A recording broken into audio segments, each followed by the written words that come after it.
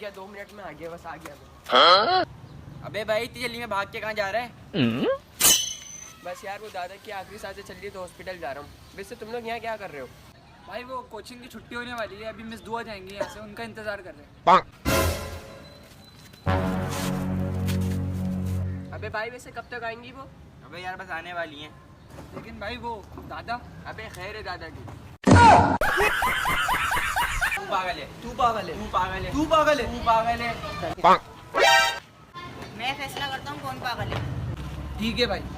तूने मेरा घर देखा है? हाँ देखा है। मेरे घर या देख कर आ मैं घर पे हूँ या नहीं।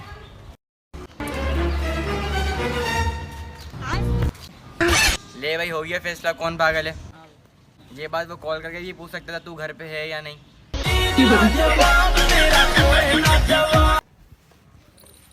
भाई यार मैं अपने उस वक्त को याद करता हूँ जब अपने पास 1 रुपया भी नहीं हुआ करता था। अब है तेरे पास? नहीं भाई है तो अब भी नहीं, मगर कम से कम वीडियो में तो अमीर बनने दो।